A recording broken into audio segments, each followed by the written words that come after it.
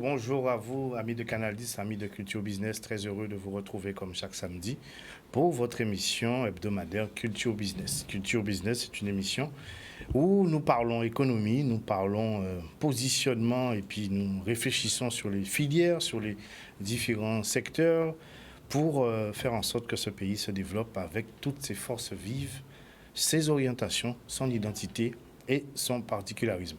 Alors, merci de tous vos messages de soutien. Merci pour les chiffres qui sont sans cesse en augmentation concernant la visibilité. Et puis, merci d'être sollicité aussi pour les différents sujets.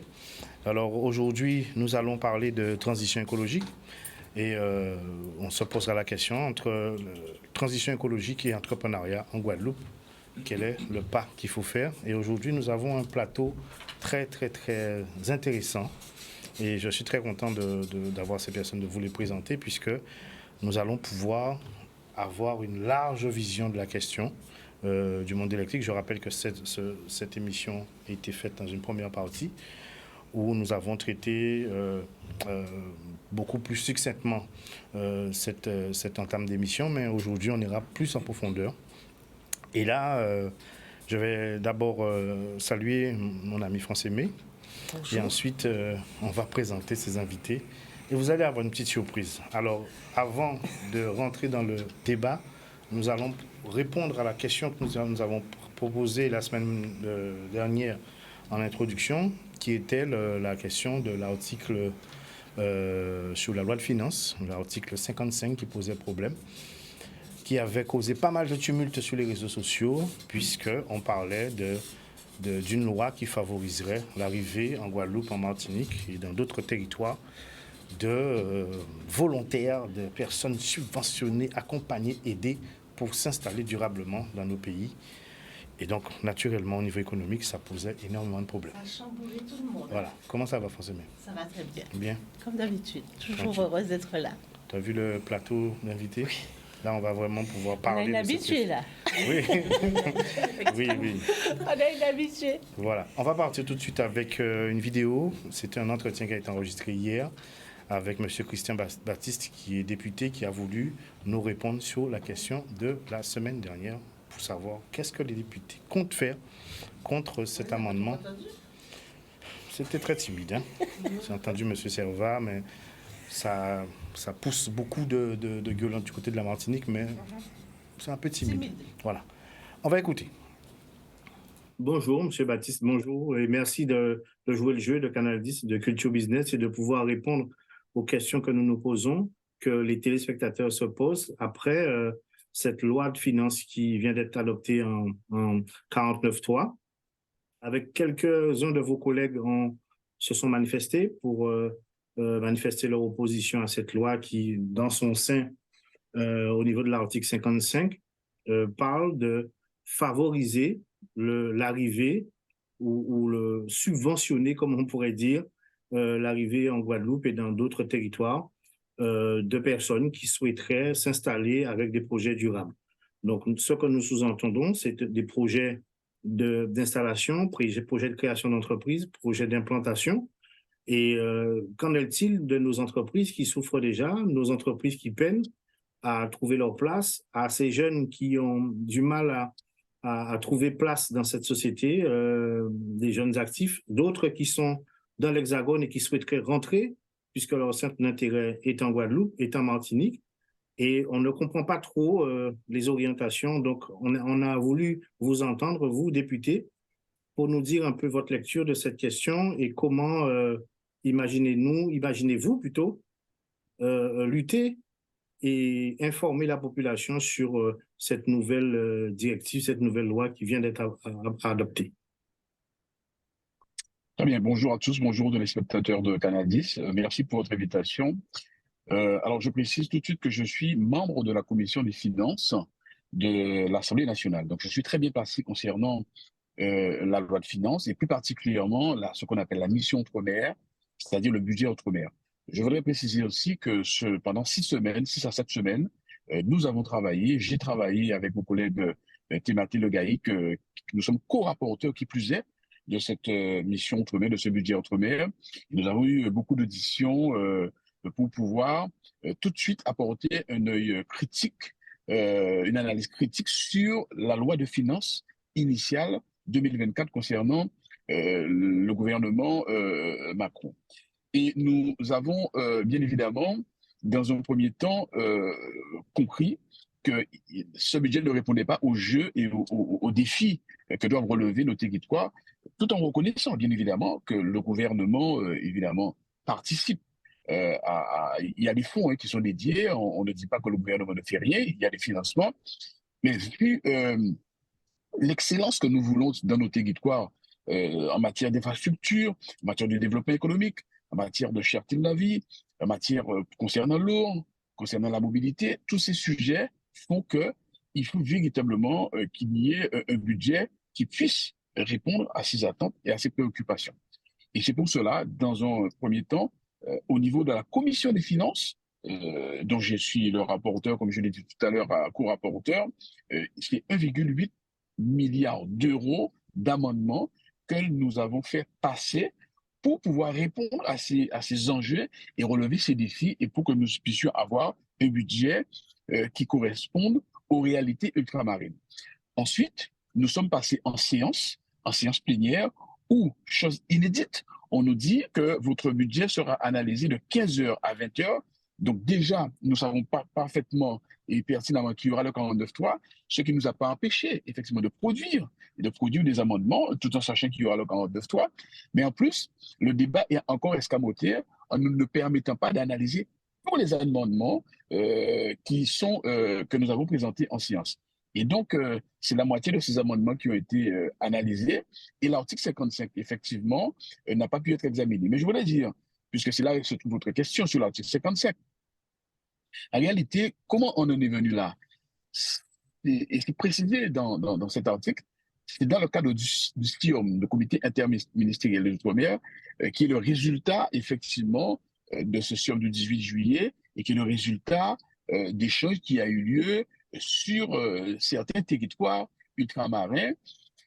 Et l'idée, c'est de dire que les originaires ultramarins qui sont partis, qui ont quitté les territoires ultramarins pour aller faire des études, et qui sont restés là-bas, qui ont travaillé, et de trouver un moyen pour les aider à se réinstaller. De la même façon qu'il y a effectivement déjà un accompagnement depuis tantôt de nos jeunes lorsqu'ils partent pour faire des études, que ce soit par les billets, que ce soit pour l'installation au niveau de l'hébergement.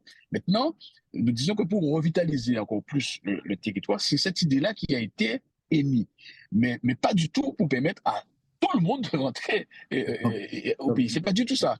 Sauf que le gouvernement, effectivement, et d'ailleurs c'est très clairement inscrit dans l'article, c'est en tenant compte du SIOM. Alors donc, quand j'entends aussi certains élus, de nos élus dire ma feuille de route c'est le SIOM, eh bien voilà le résultat. Le résultat, c'est qu'aujourd'hui, le gouvernement qui en a fait sa feuille de route dit, mais voilà, à ce moment-là, tout le monde aussi qui voudrait s'installer et sans garde-fou.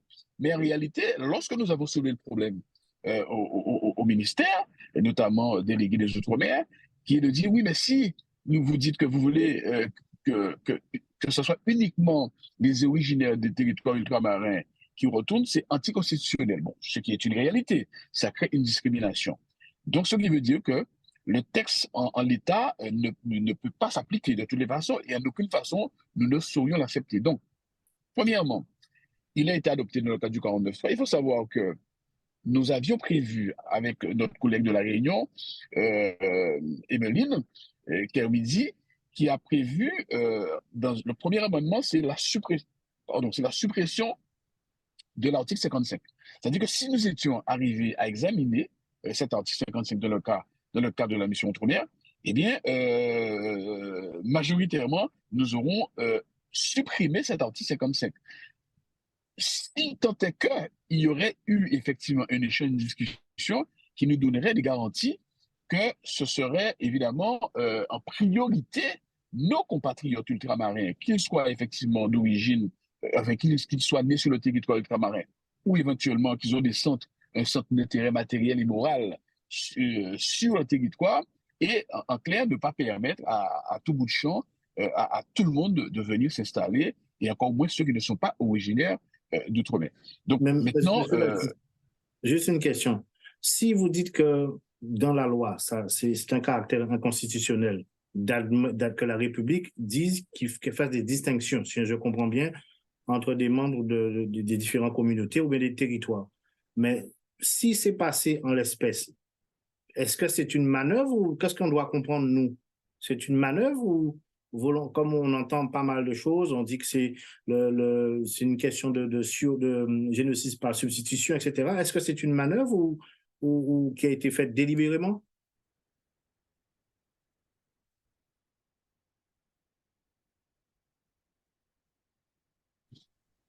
ouais, désolé, ouais. J'ai eu un appel, j'ai essayé de raccrocher, ça a coupé. Voilà. On D'accord. peut reprendre? Oui, je vous demandais, justement, puisque le caractère le non applicable de cette loi est un fait, est-ce que c'est une manœuvre de l'avoir validé en l'état, cet article 55? Je ne pense pas que ce soit véritablement une manœuvre. C'est-à-dire, sous-entendu, ce qu'on appelle, beaucoup pensent que c'est une manœuvre Est-ce de que c'est une génocide par volonté? substitution. Ouais, Voilà. voilà, c'est ça, hein, une volonté. Non, non, je pense que c'est à la base, c'est une demande qui a été émise par nos élus, et les élus, et notamment ceux qui sont proches du gouvernement Macron. Sauf que ça n'a pas été traduit comme effectivement cela a été demandé. Bon, D'accord. donc c'est clair. Bon, mais en tout état de cause, manœuvre ou pas manœuvre, c'est clair que cet article ne peut pas s'appliquer en l'état. Et nous sommes farouchement contre un tel article. C'est clair, c'est net. Et nous l'avons dit au ministre, à Vigier. Et donc, il faut trouver une autre rédaction. C'est vrai que dans l'article aussi, ils disent que l'application de cet article se fera aussi par ordonnance. Donc, le moment venu, nous verrons. Bon, mais pour nous, à la base, il fallait purement et simplement, je dirais, supprimer cet article.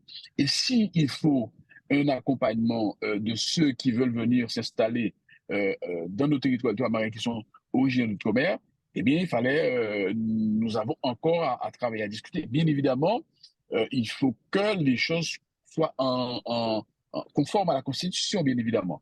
Bon, mais en tout cas, je pense que là, il faut s'en tenir. Manœuvre ou pas manœuvre, nous sommes contre l'application de cet article en l'état. C'est clair, c'est net. Voilà, vous avez entendu. Donc, manœuvre ou pas manœuvre, ils seront ils seront là pour surveiller, faire en sorte que cet amendement ne passe pas. Il passe en 49.3 quand même. J'ai entendu dire que de toute manière, c'est déjà ce qui se fait. Il y a déjà des gens qui s'installent et tout ça. Mais la grande différence, ils auront une aide. Voilà. Donc, pas pareil. c'est incitatif, ça veut dire qu'il y aura Voilà. plus de flux. Tout à Voilà, fait. on s'arrête là. Vous pourrez retrouver l'ensemble, parce que c'est pas fini. Il y a la deuxième partie où il y a les solutions que M. Baptiste nous apporte. À leur niveau, au niveau des députés, qu'est-ce qu'ils vont mettre en place. Vous pourrez suivre l'ensemble de l'interview sur le Facebook de Canal 10. Alors, on revient sur notre thématique, transition écologique et entrepreneuriale. Alors, je suis très content aujourd'hui d'avoir, vous aussi et les autres, hein, mais content d'avoir aussi M. Maran. Voilà, parce que déjà, pourquoi? Parce qu'il est arrivé au dernier moment, on a eu un appel au dernier moment, il a joué le jeu, il est en déplacement en Martinique, il est arrivé ce matin. Hier soir, et il a tenu à être là. Pourquoi je dis ça? Parce que j'avais fait une première émission avec les marins-pêcheurs. À l'époque, c'était sur l'introduction du lamentin. Et à cette époque-là, les pêcheurs se plaignaient, etc. Et il y avait pas mal de problématiques, notamment les questions de carburant qui étaient excessifs. Et donc, nous avions posé en débat la question de à quand l'électrique?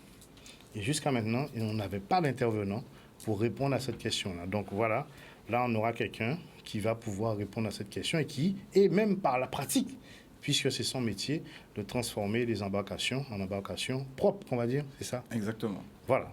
On va accueillir un de nos invités, qui est M. Richard Plocoste, le directeur de Zero Fuel, qui va arriver. Il sort de Bastère, attention. Attention. Vous avez vu, il a fait vite, hein. On a Voilà, direct, hein. il a mis le foyer à main. Attends, non.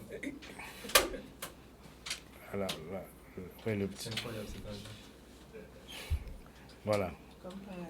Comment je peux m'obtenir Très bien, vous avez vu Je vais ça? t'expliquer tout ça. Comme je vais souvent à Bastia, Déjà, c'est t'as expliqué. Tu te vois aller à Bastel. ça va être compliqué, mais pourquoi pas, monsieur. Alors, c'est une machine que nous allons présenter. Et ensuite, les autres, toutes les spécificités. Monsieur Plocost, bonjour. Oui, bonjour, merci de m'accueillir. Ouais, tu sors de Bastel, là, la circulation était... Non, je ne pas de Bastel, je suis des amis. Elle est fluide aujourd'hui. Oui, ouais, très bien. Alors, on va présenter tout à l'heure la machine que tu nous as emmenée et d'autres, et tout ce que tu fais. Ensuite, on va accueillir Anna Aria, qui est une habituée, qui est déjà venue nous voir. Anna Aria Noël, qui est la chargée de mission de Guadeloupe Mobilier Durable et aussi de ADV Formation. Oui. Et tu représentes la société Synergie. Tout à fait. Donc, c'est Merci d'être là. Advenir Formation, excuse-moi, et Guadeloupe Mobilité Durable. Tu vois, Advenir, voilà. Oui. Ok. Merci de m'accueillir. Oui, mais très heureux de te voir encore, surtout la qualité de ton travail. On va accueillir aussi M. Michael Marant, qui est de No Fuel Factory. Exactement, No Fuel Factory. Voilà. Nous sommes dans la transition énergétique, comme on en parle, et plus précisément la motorisation électrique. Donc, dans le rétrofit, majoritairement sur notre île, puisque c'est plus simple. Qu'est-ce que tu as dit, le et c'est moins rétrofit? coûteux. Donc, le rétrofit électrique, ça consiste à transformer un engin, une embarcation ou autre qui est à la base thermique en électrique. Très bien. Donc, ce n'est pas une installation neuve, c'est une transformation. D'accord, donc on parle des embarcations existantes. Exactement. Très bien. On va revenir tout de suite vers toi. Corian, comment ça va? Mais écoute, ça va très bien. Tu t'es rasé la tête. Ah, mais bien, merci de l'avoir remarqué, Patrick. C'est de faire remarquer ça à tout le monde sur le plateau. Je fais que ça, vous observez.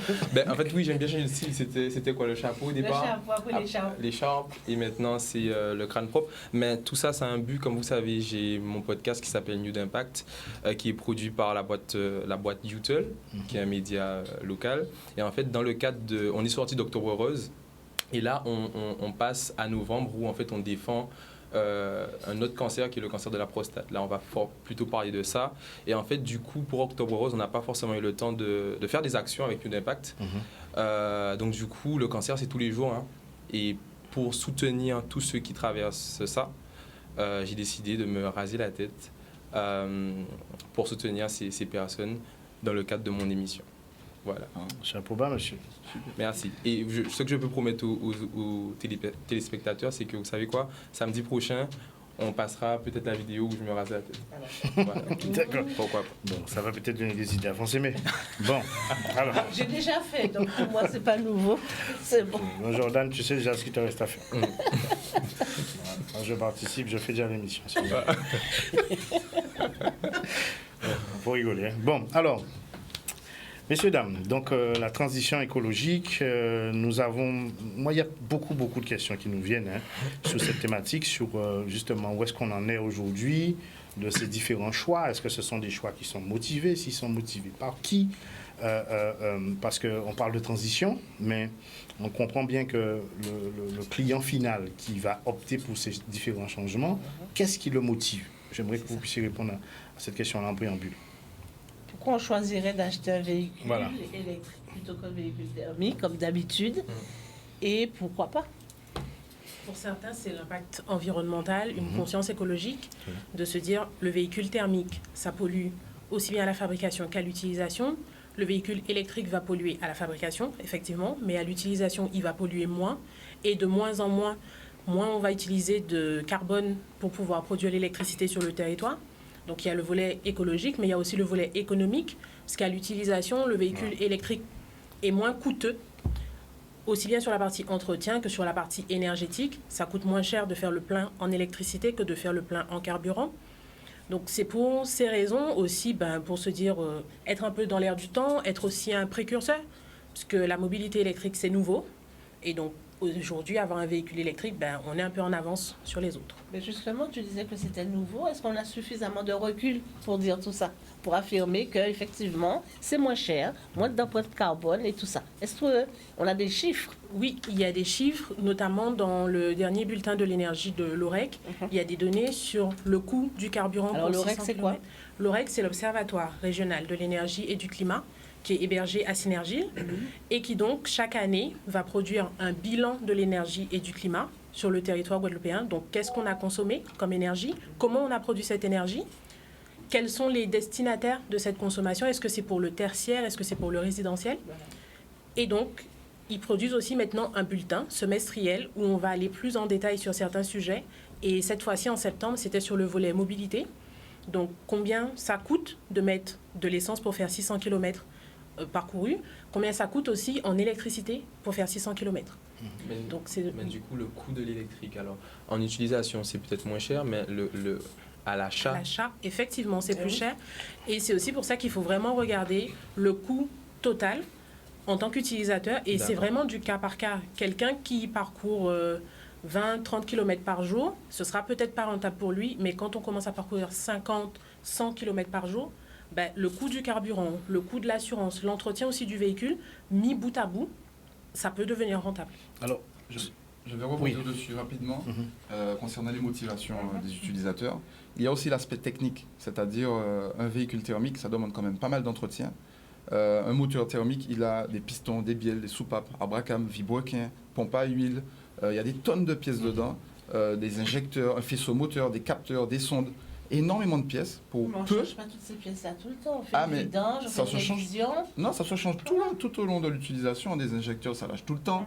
Et puis il y a toute une industrie derrière pour les fabriquer, les transporter, pour les livrer. C'est toute une industrie qui fait que ça gêne le véhicule électrique parce que tout ça, ça n'a plus trop de sens. C'est du business qui part un peu en fumée. Vous voyez ce que je veux vous dire? Mais ça revient à cher, hein, surtout par exemple pour un marin pêcheur ou autre, ou quelqu'un de la mer, il veut quelque chose de fiable.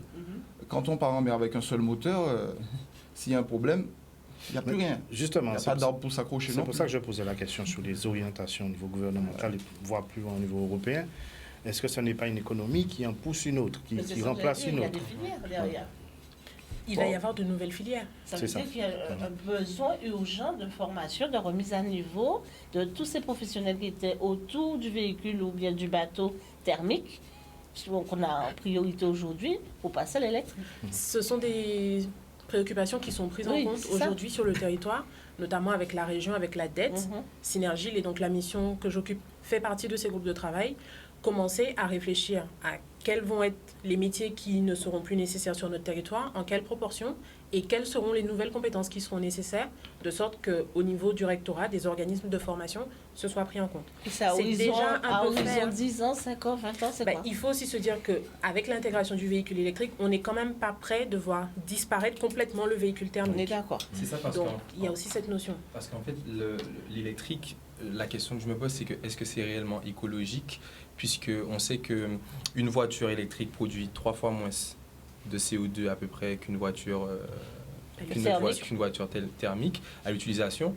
Mais du coup, quels sont véritablement les avantages d'une transition écologique au fossile à l'électrique? L'électrique, aujourd'hui, l'électricité qu'on va produire sur notre territoire, elle sera de plus en plus décarbonée. On va utiliser de moins en moins de charbon, de pétrole et de plus en plus d'énergie photovoltaïque, d'énergie éolienne. Donc, en fait, l'électricité sera renouvelable. Donc, on va diminuer à chaque fois l'impact du véhicule électrique et de l'électrique. Enfin, quand je dis véhicule électrique, c'est que moi, je pense essentiellement à l'aspect voiture, mais il y a aussi les trottinettes, il y a aussi les bateaux. Justement. Je vais compléter le propos, justement. Quand c'est parler du recul, moi ça fait 5 ans que je suis sur le territoire et donc je diffuse donc des scooters, motos électriques et depuis peu donc des trottinettes. Et aujourd'hui au niveau maintenance, je suis à zéro.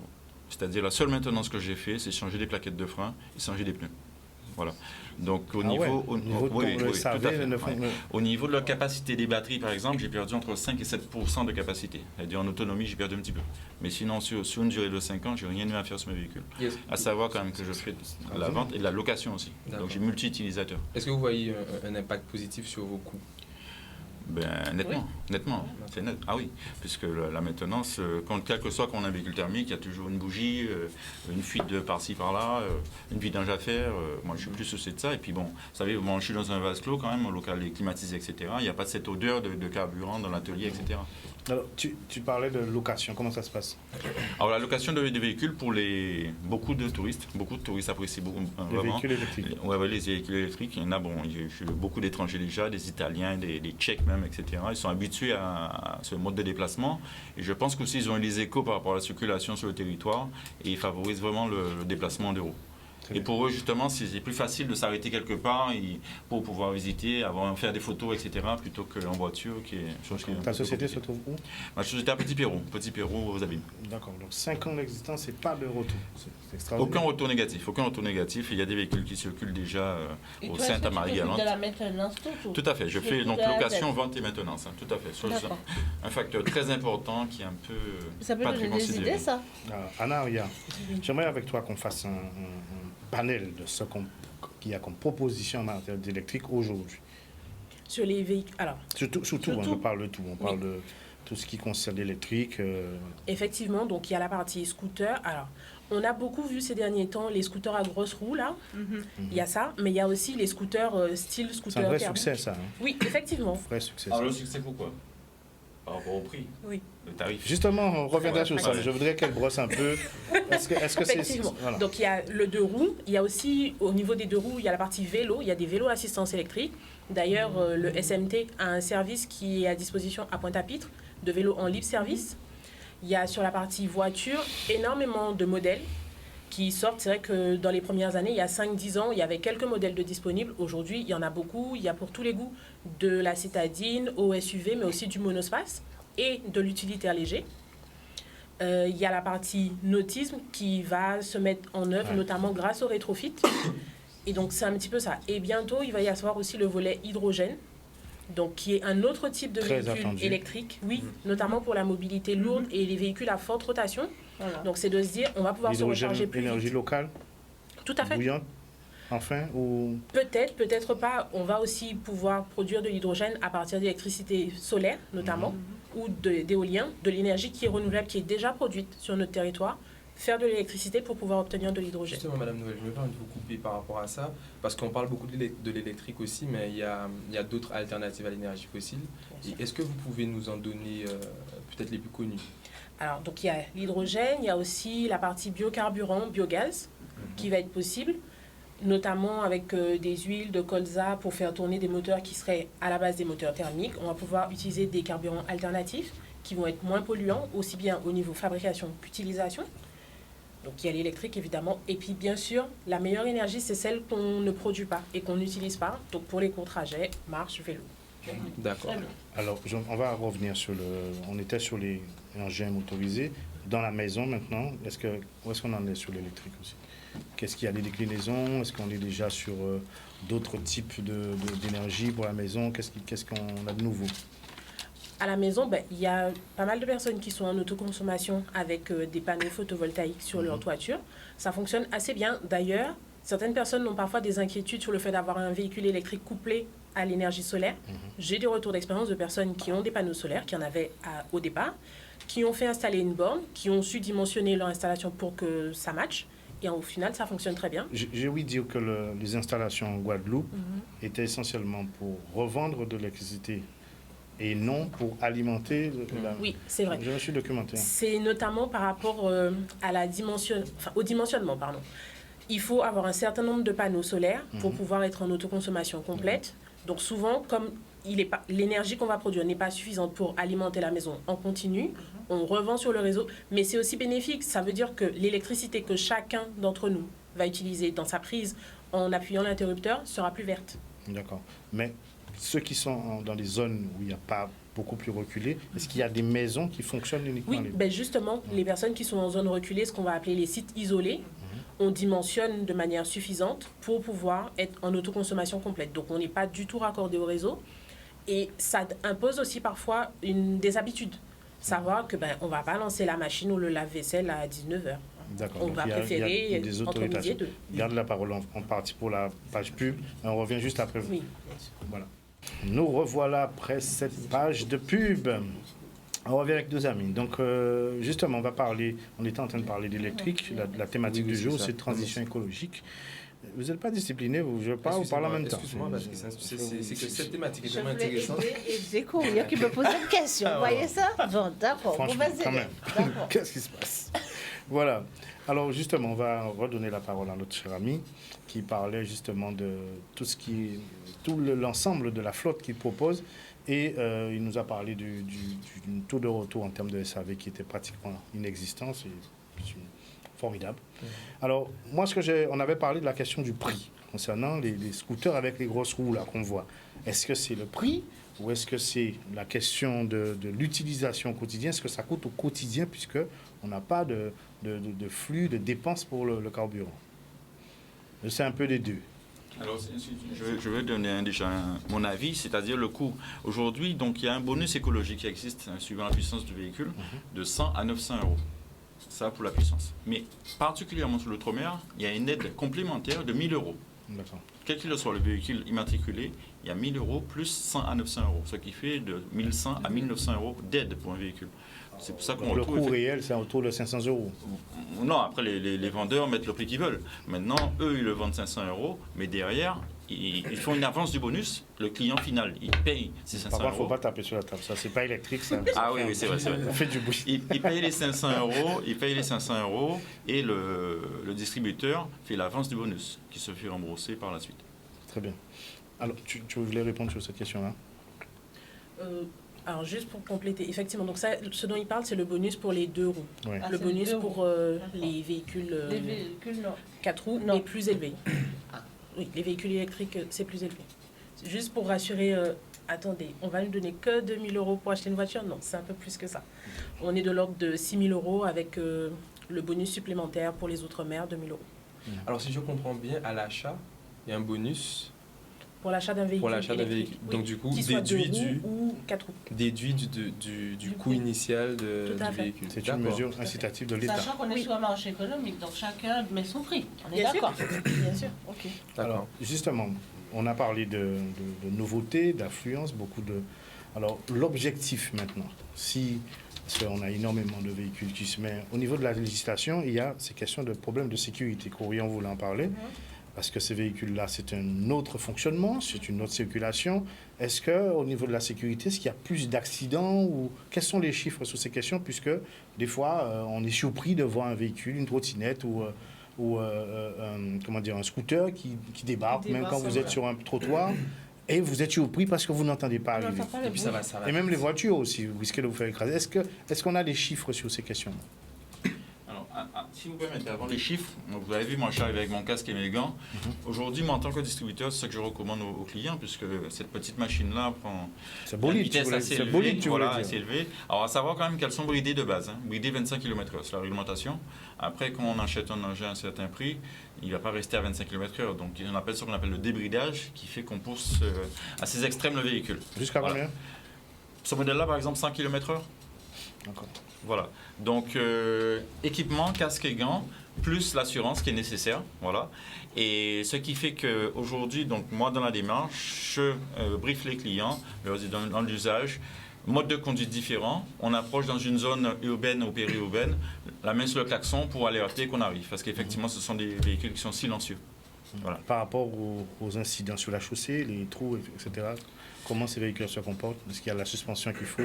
Oui, enfin, tout dépend de la gamme. Là, on est déjà dans du haut de gamme. Il y a des suspensions avant et arrière. Quand on est sur le basique, c'est plus compliqué. D'accord. Quel est le lien avec les auto-écoles?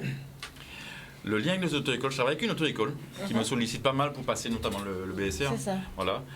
Mais c'est encore latent. C'est encore latent. Bon, je pense qu'il y a un peu de scepticisme par rapport justement à l'autonomie. Ben oui. Et si on fait son cours et que la batterie est vidée, comment on fait, etc. Justement, vous parliez d'autonomie, mais en fait, on en parlait en off. Qui dit avantage sur l'électrique, qui dit également inconvénient. Et en fait, j'aimerais savoir quels sont les inconvénients qu'il y a à passer à l'électrique. Alors moi, le recul que j'ai, pas pour les utilisateurs privés, c'est surtout les clients qui louent par rapport à l'autonomie. Comment on fait pour recharger une fois qu'on est parti de Gosier, on arrive à Bouillante, qu'est-ce qu'on fait? Donc là, aujourd'hui, le maillage des bornes n'est pas suffisant, puisqu'on vend des câbles de recharge. Je vends des câbles de recharge qui permettent à un scooter de se recharger sur une borne de recharge. Et aujourd'hui, aujourd'hui, je dirais 99% de mes clients se rechargent dans un bar, un restaurant, un hôtel, et il n'y a pas de souci. Et en Guadeloupe, c'est développé, les bornes de recharge? Il y a un réseau de bornes de recharge pas suffisant à mes yeux. D'accord. Je ne sais pas à combien on est de bornes aujourd'hui. Pas suffisant aux yeux de tout le monde, pas suffisant aux yeux de l'utilisation et des besoins du territoire, c'est clair. Mais il y a des avancées. Aujourd'hui, je reprends mes chiffres. Là, on est à 117 bornes publiques sur le territoire. Donc, public, c'est vraiment, vous venez, vous vous branchez, vous payez avec une carte bleue ou avec un téléphone si vous avez l'application du gestionnaire de bornes. En 2021, il y en avait 45. Donc, c'est montré qu'il y a eu une vraie évolution à la hausse qui va se continuer. Il y a aussi pas mal d'entreprises qui installent des bornes, et des entreprises et des centres commerciaux qui installent des bornes pour leurs clients et pour leurs salariés. Donc, tout ça aussi, ça va permettre de la recharge en journée et d'éviter la pointe du soir, dont on s'est bien rendu compte avec la grève d'EDF en décembre dernier. Quel est le coût? Vous avez parlé de carte bleue pour quelqu'un qui veut opter pour l'électrique. Et il y a aussi le coût dans les fameuses bornes, mais aussi pour celui qui recharge chez lui, sur la facture. La recharge à la maison, elle est bien inférieure à la recharge en borne, puisque c'est un opérateur privé qui rentabilise son investissement, qui fait aussi son business. Et ça varie beaucoup d'un opérateur à l'autre. Donc, on ne peut pas donner de chiffres. Après, il y a des applications comme ChargeMap et même les applications des opérateurs qui permettent d'estimer le coût. À la maison, on est de l'ordre de 25 € pour faire 600 km. D'accord. Donc, si on regarde le ratio avec le plein par semaine aussi en thermique, c'est clair. Il n'y a pas photo. C'est pas comparable. Un véhicule, on a une autonomie quand même, certes, correcte, mais c'est parce qu'on ne veut pas aller à la station tous les jours. Mais le véhicule électrique, il est tout le temps à la maison, ou au bureau ou autre, donc c'est pas vraiment une question à laquelle il faut vraiment faire attention. Pour ici, on ne fait pas une tonne de kilomètres dans une journée. C'est largement suffisant, si on s'y prend bien. Avec le véhicule électrique, la station, elle est partout. Elle est partout. Elle est à la maison, elle est près du restaurant, elle sera près du restaurant. C'est ce qu'on espère. Oui, elle sera près du restaurant. Quel est le cap pour augmenter tes fameux 170 points là? Quel est le cap? Dans 2 ans, dans 5 ans? Je pense qu'il faut plutôt viser 3 à 5 ans. D'accord. Et il y a eu un récent schéma, le schéma de développement du véhicule propre qui a été adopté par la région Guadeloupe, qui propose un maillage du territoire afin que, parce qu'aujourd'hui, les bornes, puisque ce sont des opérateurs privés, sont essentiellement en zone centre, mais il y a des utilisateurs à Bouillante, il y a des utilisateurs à Anse-Bertrand, et pour eux aussi, il est intéressant d'avoir une solution de recharge à l'extérieur. Vous n'avez pas répondu sur la question du bruit. Il n'y a pas de son. Est-ce que pour la sécurité? Sur les voitures, quand on roule à faible vitesse, il y a un sifflement qui est émis, c'est une obligation réglementaire, de manière à alerter les piétons, les cyclistes. Aussi, il y a la conscience du conducteur et la responsabilité de chacun. Quand on conduit un véhicule électrique, on sait qu'il ne fait pas de bruit. On se rend bien compte qu'il ne fait pas de bruit. Donc, il faut aussi être vigilant vis-à-vis des autres usagers. C'est un message de sécurité routière. La route, ça se partage. Et c'est encore plus vrai quand on conduit un véhicule qui est plus bruyant. Richard, tu veux compléter? Je confirme. L'approche est totalement différente, la voiture et le deux roues, parce que le deux roues, lui, ne siffle pas. Donc, c'est plutôt la main sur le klaxon pour alerter. Voilà. Très bien.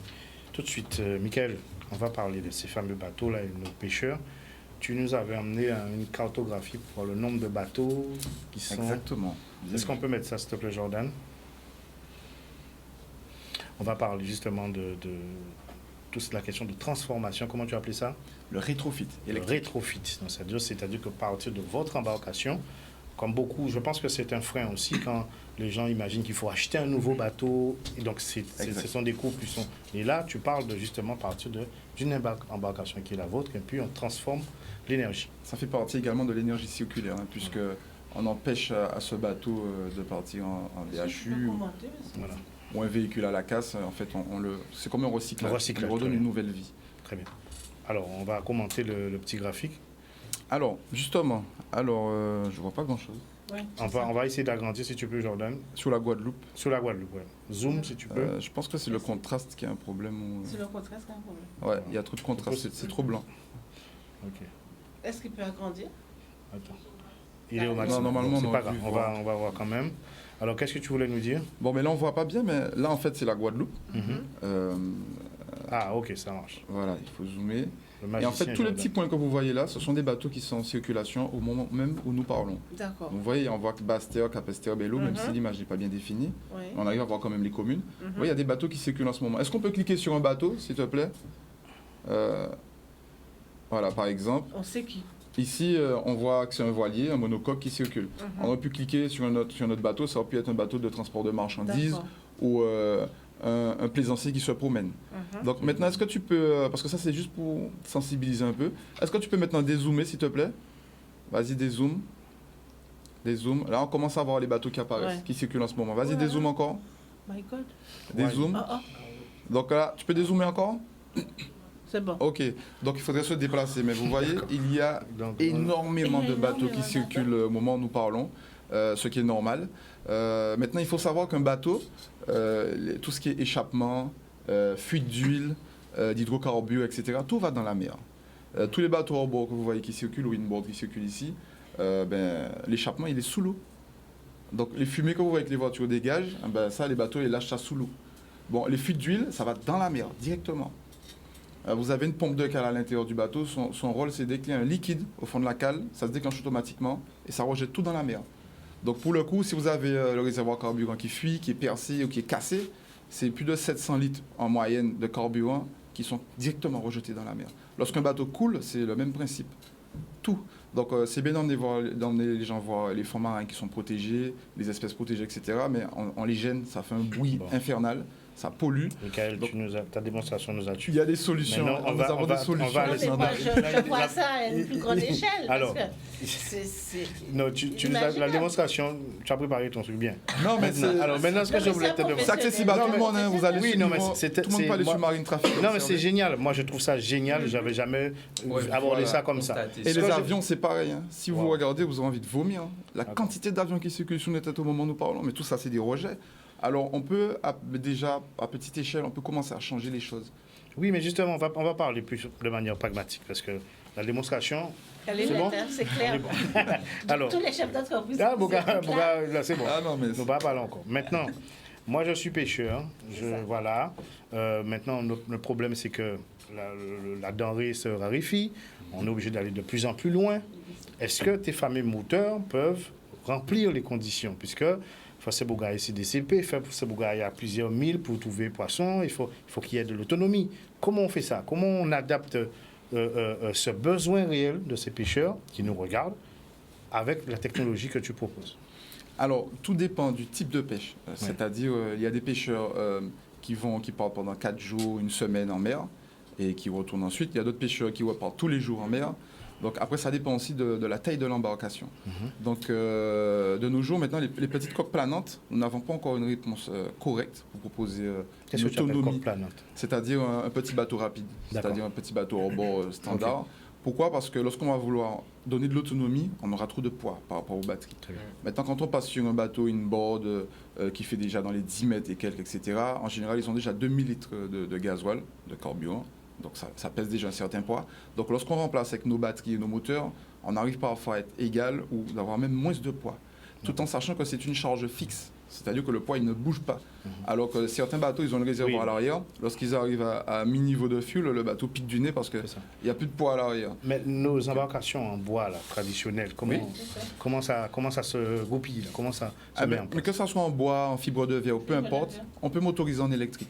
Comme je disais, ça va dépendre du besoin. Donc on a des gens qui nous contactent parce qu'ils font juste des petites balades en mer, ça suffit amplement. Alors, c'est ce que j'allais te poser comme question. Je suis marin-pêcheur. Donc, D'accord. vers qui je dois me Que des tourner pêcheurs pour ici. ça? Ah non, c'est un exemple. C'est un exemple. Eh ben, C'est vous un nous appelez exemple. directement, D'accord. on prend les mesures de votre bateau, D'accord. les caractéristiques techniques, etc. Ok. On prend les données du moteur que vous avez, s'il a été fourni avec un moteur à l'origine. Donc on regarde les courbes de puissance, etc. Donc ça se fait par le bureau d'études du fabricant, qui est Transfluide, parce que nous représentons la société Transfluide ici. Donc en gros, ils ont un bureau d'études, ils font tous les calculs de fluide, etc. Et là, ils proposent une motorisation D'accord. similaire. En général, c'est moins de puissance pour le même résultat. Est-ce qu'on est déjà C'est beaucoup plus arrivé compliqué. à aller chez un fabricant et il nous propose d'emblée l'électrique? Pour un bateau? Oui. Non, c'est pas possible. C'est pas possible. Il faut passer par un bureau d'études parce que c'est... D'accord. Après, il y a même une étude de stabilité du bateau à faire parce que lorsqu'on va placer les batteries, il va falloir pouvoir équilibrer le bateau. S'il y a trop de poids à l'avant, c'est pas bon, trop de poids sur un côté ou alors... Donc vous travaillez avec les fabricants ou pas? Oui, exactement. On a un D'accord. fabricant avec qui on est en train de travailler sur un projet justement en ce moment. Proposer des bateaux neufs directement électriques, à l'hydrogène. Est-ce que l'achat est finançable avec les aides? Alors, Parce que pour les marins pêcheurs, ils ont des aides. Alors c'est bien là où il est le problème, parce que nous avions commencé avec l'ADEME et la région Guadeloupe, nous avons discuté de ce problème, puisque pour les véhicules électriques, il existe la prime au rétrofit électrique. Voilà. Donc cette prime, elle est quand même bien, ça monte un peu plus de 3 000 € je crois, pour le rétrofit d'un véhicule. Donc c'est-à-dire le fait de passer de thermique à électrique. Voilà. Maintenant, pour les bateaux, il n'y a rien qui a été mis en place. Alors que, quand même, la question elle ne se pose pas. Vous avez vu ce que je vous ai montré, c'est monstrueux, quoi, quand même. Hein. Donc c'est un choix à faire dès le départ. Voilà. Alors, il n'y a rien. Alors, du coup, j'ai discuté avec l'ADEME et la région. Et le but, c'était de lancer une étude. Voilà. De pouvoir faire des mesures sur peut-être 4 ou 6 bateaux. Et sur plusieurs catégories différentes, du moins, et de pouvoir ressortir des données comme les consommations, les rejets de CO2. Alors, j'ai du matériel pour ça. D'accord. Mais finalement, il n'y a pas eu de retour. Je n'ai pas eu de retour vraiment, mais on attendait sur ça. Je vais te poser quelques questions exprès. Oui. Alors, on est sur l'eau. Oui. On parle d'électrique. Oui. Quelqu'un peut te dire, voilà, dans une embarcation, il y a toujours de l'eau. Quand vous allez faire un tour avec des pêcheurs, il y a toujours de l'eau à vos pieds, souvent. Comment tu réponds à ces questions-là? Comment tu rassures? Alors, c'est une société qui fabrique des moteurs depuis plus de 68 ans. Donc, c'est-à-dire que ce n'est pas nouveau. Ce sont des moteurs électriques à aimant permanent. C'est magnétique. Il n'y a pas de charbon dedans, il n'y a rien. Donc, c'est vraiment résistant à ce genre de situation. Bien entendu, une immersion dans l'eau complète, ça ne va plus fonctionner comme un moteur thermique. Hein, ça ne va plus fonctionner non plus. Mais il n'y a pas... Quand on parle d'électrique, on ne parle pas d'électronique. Voilà. C'est pas quelque chose de... C'est très fiable, c'est assez simple comme installation. C'est un moteur qui est alimenté par des batteries avec un contrôleur de puissance vectorielle. C'est ça la base. Donc il n'y a pas de danger. Voilà. Alors qu'un moteur thermique, il y a tellement plus de pièces qui peut vous lâcher avec un peu d'eau ou même sans eau que la question de la fiabilité, on n'est pas vraiment là-dessus en fait. On va plus loin. Et par sécurité, il demande au bateau de transport de passagers d'équiper le bateau d'un générateur thermique au cas où. S'il y a eu un problème, le bateau a dérivé, il y a plus de distance à parcourir. Donc on peut les équiper d'un générateur thermique par sécurité. Et une fois qu'il est en marche, il peut alimenter directement les moteurs. Et les panneaux photovoltaïques sur les bateaux, ça fonctionne? On les met, mais ça va être principalement pour tout ce qui est tout ce qu'on appelle... Non, ça va être pour tout ce qu'on appelle la servitude. D'accord, la lumière, tout ce qui est dans le bateau. Électronique. On ne va pas trop y compter pour les batteries parce qu'on est sur des batteries quand même d'une forte autonomie et les panneaux solaires ne font pas l'affaire. Il n'y a pas suffisamment d'espace sur un bateau, de surface du moins, pour les panneaux solaires. Donc pour le coup, ça peut faire un maintien en charge si par exemple le bateau est resté une semaine là, oui. Donc s'il faut y compter pour charger pendant qu'on est en mer, c'est pas la peine. Ce qui est important de dire aussi, c'est qu'on a parlé de l'argumentaire économique, puisque on sait que dans le budget du marin-pêcheur, je parle du marin-pêcheur comme du plaisancier, celui qui fait les balades aussi avec les touristes, le budget carburant est énorme. Et entretien, il est monstrueux. Voilà, il est énorme. Donc si on arrive à faire cette transition-là, vous imaginez bien la rentabilité. Ah oui, c'est rentable. C'est pour nous, c'est rentable, et pour la mer aussi, c'est rentable. Donc voilà, malheureusement, je vais tout le temps parler parce que c'est quand même dommage. Avec tous les déchets qu'il y a dans la mer, si on rajoute encore tout ça, c'est pas bon. Moi, ce qui bloque souvent l'utilisateur ou le consommateur à faire le pas, je pense que c'est surtout le prix. C'est surtout ce qui bloque, parce que M. Blocos le disait tout à l'heure là, est-ce que c'est par rapport au prix des véhicules électriques que c'est à la mode maintenant en Guadeloupe? Parce qu'on voit maintenant tout le monde avec même moi j'ai mon petit scooter. Mais c'est parce que je l'ai eu à pas cher et parce que... Donc est-ce que c'est le coût au final qui va pousser les gens à consommer ou la conscience collective des gens qui... Sur la partie bateau, on peut revenir à ce côté coût d'utilisation. Effectivement, équiper son bateau thermique, changer le moteur, etc., ça aura un coût. Mais on parlait du carburant. Quand on n'aura plus à mettre de carburant et qu'on va utiliser de l'électricité qui est moins chère, donc vous encouragez les gens à voir sur le long terme. Oui, il faut vraiment faire des équations. Excuse-moi, j'ai l'impression que sur la question du maritime, c'est pas le coût, le frein. Ah, Parce c'est que quand même. les pêcheurs investissent énormément sur les Pour échanges vous de donner une idée des moteurs. prix, si vous voulez, Ouais. oui, ça coûte cher. Ouais. C'est bien de vouloir du matériel fiable, du matériel marinisé, parce que oui, on peut mettre de l'électrique, mais c'est pour mettre du n'importe quoi, c'est pas la peine. Donc s'il faut mettre du matériel de qualité, ça a un coût. On a des batteries qui sont non explosives, non inflammables, dans des coffrets en inox, mais ça a un coût. Tu Donc peux voilà. expliquer un peu? Ben, là, par exemple, pour les bateaux professionnels de transport de passagers, on va des fois à 3 fois le prix qu'il aurait acheté ces simples moteurs. Mais après, ils nous disent, bon, bah, comment ça se passe pour l'entretien? Eh ben, on a un contrôle visuel à effectuer, point barre. C'est tout. Donc, en fait, l'intérêt, c'est sur le long terme. Voilà, En fait. c'est Sur c'est le long l'exploitation, terme, mais c'est aussi sur vous êtes l'exploitation, plus autonome. Mhm. On parle d'autonomie, mais il y a aussi cette autonomie à prendre en compte. Vous êtes plus autonome puisque vous ne dépendez pas de carburant, de station, etc. Et de l'eau dans le carburant, des problèmes divers. Il y a beaucoup de soucis avec le carburant, vous vous rendez Alors, pas qu'est-ce compte. qu'il faudrait de plus aujourd'hui pour que l'intérêt soit plus grand? Débloquer une subvention, ne serait-ce qu'au moins pour les professionnels de la mer. C'est ça que j'aurais aimé faire, c'est lancer une étude. C'est comme ça que ça a été fait pour le rétrofit électrique. C'est une étude qui a été menée, qui a démontré par A plus B que voici les chiffres, etc. Donc c'est plus rentable et c'est mieux. Donc l'État, il finance, il aide.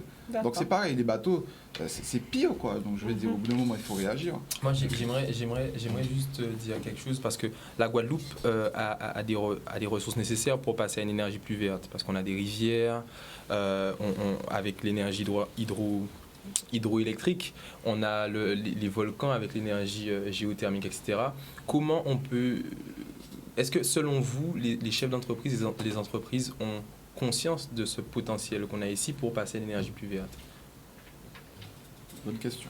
J'espère qu'ils en ont conscience. En tout cas, il y a donc la programmation pluriannuelle de l'énergie. C'est une réflexion qui est faite par la région et par l'État tous les 10 ans sur le territoire. Comment on produit l'énergie, comment on va produire l'énergie, quels sont nos objectifs. Et là, l'objectif, c'est que d'ici 2028, on soit à 100% d'énergie renouvelable dans le mix électrique en Guadeloupe. Donc vous poussez Donc, les justement, entreprises à... Les entreprises, pour qu'elles puissent installer des panneaux photovoltaïques sur leur toiture, mais aussi des porteurs de projets qui vont faire des projets d'éolien, de géothermie. On a la centrale géothermique de Bouillante, mais il y a aussi d'autres projets qui sont aujourd'hui à l'étude. Ça prend du temps. Et c'est vrai que ce pas de temps, notamment sur la géothermie, qu'on a la chance d'avoir en Guadeloupe, il n'est pas du tout le même sur l'éolien ou le photovoltaïque. Donc c'est vrai qu'à notre échelle, on se dit, mais pour qui ça prend tout ça temps? Parce qu'il faut aller forer, parce qu'il y a un volcan en activité, donc on ne peut pas forer n'importe où, n'importe comment. On fore, on regarde, il y a des études. Il ne faut pas non plus que pour avoir une énergie renouvelable, on aille épuiser la ressource naturelle qui est la nôtre. Donc, moi, je pense aussi aux chefs d'entreprise qui ont une flotte de véhicules. Donc, là aussi, ils ont quand même une aide. C'est ce que vous disiez tout à l'heure. Il y a un bonus écologique pour qu'ils puissent changer de véhicule. Alors, chef d'entreprise qui veut Rapidement. changer sa flotte, quelles sont les démarches qu'il doit faire? Faut qu'ils se rapprochent des concessionnaires pour pouvoir avoir des devis, des idées de tarifs. Et aussi, bien souvent, ce sont les concessionnaires qui font l'avance. Comme sur la partie de roues, ils vont faire l'avance du bonus. Donc, il n'est pas obligé de changer sa flotte, mais il peut passer à... peut passer par nous, Voilà, c'est ça. C'est-à-dire que ça soit les engins de levage ou autre. Aussi. Voilà, on Sur peut la- transformer une partie de leur flotte ou tout. Voilà. Donc du coup, ça évite de À réinvestir. quel moment que c'est en complet. intéressant? Rapidement, 2-3 parce qu'on a véhicules fini là. Euh, 10. Pour eux, peu importe. Hein. Peu importe, C'est d'accord. pas un Ok. prix qui est... Non, peu importe. C'est juste D'accord. que pour eux, c'est intéressant même dès le premier, puisqu'il a fallu réinvestir dans un C'est neuf. ça. Alors qu'on transforme et on empêche d'aller à la casse et puis on D'accord. protège leur investissement qu'ils ont déjà fait initialement. On est en Voilà, plein dans la on RSE. va laisser vos coordonnées. C'était très intéressant. Merci vraiment d'être venu nous voir. de Laissez vos problème. coordonnées afin qu'on puisse vous contacter. On va commencer par le monsieur au fond. Monsieur Plocos. Bien sûr. Donc, Zero Fuel et Green Riders à Petit Pérou. On numéro est de joignable téléphone. sur Internet 06 90 76 77 88. Rappelle quel type de véhicule tu as. Scooter, moto, trottinette, électrique. En À achat et partir en de quel location. prix? Location, vente, SAV. À partir de quel tarif? Avec ou sans le bonus? C'est toi qui... Avec le bonus. Alors, on va dire à partir de 2000 euros. 2000 euros jusqu'à Il y a des conditions de paiement, comment ça se passe? de 3 à 10 fois. 3 à 10 fois. Voilà, appelez ce monsieur. Merci. Mademoiselle, Donc. dites-nous tout. Anne-Ariane Noël, je rappelle, je suis chargée de mission Guadeloupe Mobilité Durable et Advenir Formation. Je travaille chez Synergile, donc pôle d'innovation de la Guadeloupe sur les sujets transition énergétique et écologique. On organise de nombreux événements sur la partie déchets, mobilité, bâtiments durables. Il y a notre site qui s'affiche à l'écran, je vous invite à le consulter. On est aussi sur LinkedIn, pôle d'innovation Synergile. Et donc, on publie régulièrement les informations des événements qu'on organise. Est-ce que tu voulais montrer là rapidement? Oui, donc c'est un goodies que j'ai eu. On a organisé cette année et l'année passée aussi le challenge de la mobilité en Guadeloupe. Donc ça se fait déjà dans beaucoup de régions en France. L'idée, c'est que pendant un temps donné, on se mobilise pour essayer de changer nos habitudes de déplacement. Alors peut-être que l'année prochaine, vous serez avec nous. Invitez-nous, nous serons là. Dès qu'on nous invite, Michael, Très bien. rapidement, les coordonnées, comment on te contacte? Ouais, Monsieur Marron Michael, voilà, No Fuel Factory. Donc, vous pouvez nous contacter depuis le site web, il y a un chat live, sinon le numéro est présent, il est affiché également. C'est le 06 90 704 724. Donc, comme vous pouvez le constater, hein, c'est la motorisation électrique, les panneaux solaires, on peut faire un peu de tout ça. On a eu des demandes pour les éoliennes aussi. Donc voilà, il suffit de nous appeler. Tout est soumis à bureau d'études, tout se fait sur mesure. Donc, c'est surtout l'enjeu. Il y a C'est un ça. enjeu pour l'emploi aussi, parce quand que même... c'est un enjeu énorme. Vous payez assez quoi pour répondre à tout ça. Si on aime la Guadeloupe, on est obligé de faire quelque chose. Voilà. C'est Merci bien. à vous tous. Merci beaucoup. Je pense qu'on a éclairé les téléspectateurs. Merci, à la semaine pense. prochaine, Jordan. Merci. Super, comme d'habitude. Salut et bon appétit. Bye bye. Regardez le petit garçon là. Vous avez vu? Il est T'as génial. moyen de voir? Franchement, on ne Jordan. peut pas le Ouais, voir. Bougavi n'avait pas pareil. Uh-huh. C'est comme ça qu'on forme. Voilà, c'est de là, il voit son J'aime papa agir au travail, en action. C'est bien beaucoup. Et là, demain, c'est un jeune futur leader. C'est bien. J'espère. Voilà les parents. C'est mon qui a dit, on ne peut pas faire rien avec Timouna. Mais les Timouna, dans tout ça, ils ont qu'à faire. C'est Chahi vrai. Timouna, tout partout. C'est L'exemple quoi une est formation toujours là? d'en C'est haut, là, hein. ça y est. Cabine en entrepreneur L'exemple est demain parce qu'il toujours voit d'en au haut. café. Voilà, ok. C'était mon prêche du jour. Pasteur.